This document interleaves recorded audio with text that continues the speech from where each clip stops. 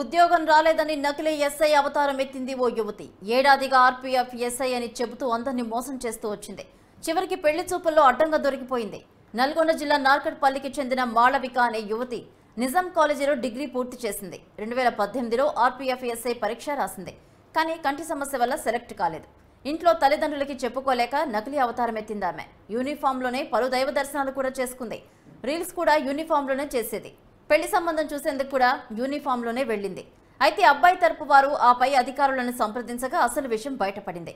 దీంతో నల్గొండలో మాళవికను రైల్వే పోలీసులు పట్టుకున్నారు. దీనికి సంబంధించి మరిన్ని అప్డేట్స్ మా క్రైమ్ బ్యూరో చీఫ్ కృష్ణ అందిస్తారు. కృష్ణ,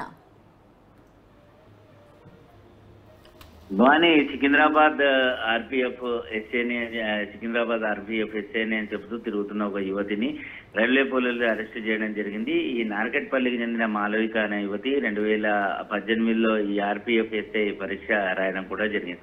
ఈ నిజాం కాలేజీలో డిగ్రీ పూర్తి చేసిన తర్వాత ఆమె ఏదైతే ఈ ఆర్పీఎఫ్ ఎస్ఐ పరీక్షలకు రాసిన తర్వాత ఆమె కంటి సమస్య ఉండడంతో వైద్య పరీక్షలు ఆమె క్వాలిఫై కాలేదు. ఆ తర్వాత ఊర్లోకి వెళ్తే ఈ పరీక్షలో తను క్వాలిఫై కాలేదు అనేటు కుటుంబ సభ్యులు కానీ బంధువులు, ఆ తర్వాత ఊర్లో కూడా తన పరువు పోతుందని చెప్పేసి ఆమె ఒక ప్లాన్ వేసింది. ఆ తర్వాత ఆమె ఈ ఆర్పీఎఫ్ ఎస్ఏనని చెప్పుకొని ఒక యూనిఫామ్ ని కుట్టించుకోవడమే కాకుండా ఐడి కార్డులు కూడా తానే తయారు చేసుకోవడం, ఆ తర్వాత శంకర్పల్లిలో విధులు నిర్వహిస్తున్నట్టుగా అందరినీ కూడా నమ్మించడం కూడా జరిగింది. అయితే ఏదైతే ఆర్పీఎఫ్ ఎస్ఏనని చెప్పుకున్న తర్వాత ఈ ఇన్స్టాగ్రామ్, ఫేస్బుక్ వాటిలలో కూడా ఈ రీల్స్ అనేవి చేసి వాటిలో పోస్ట్ చేయడం, ఆ తర్వాత విధులు నిర్వహిస్తున్నట్లుగా కొన్ని అంటే ప్రిజనర్స్ ఏదైతే జైలు శాఖ దగ్గరికి వెళ్ళి అక్కడ ఫోటోలు దిగి ఒక రైల్వే నిందితుడిని పట్టుకొని జైలుకు పంపించినట్లుగా నమ్మించడం, ఈ తరహా ఆమె అనేక మందిని నమ్మిస్తూ మోసం చేస్తూ వచ్చింది. అయితే గత ఏడాదిగా ఈమె నకిలీ ఎస్ఐగా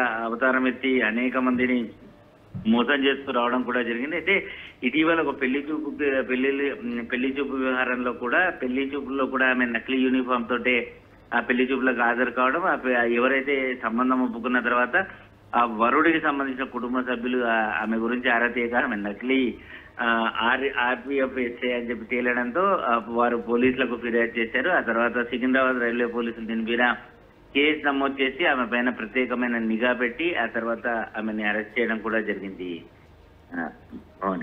రైట్, థ్యాంక్ యూ కృష్ణ.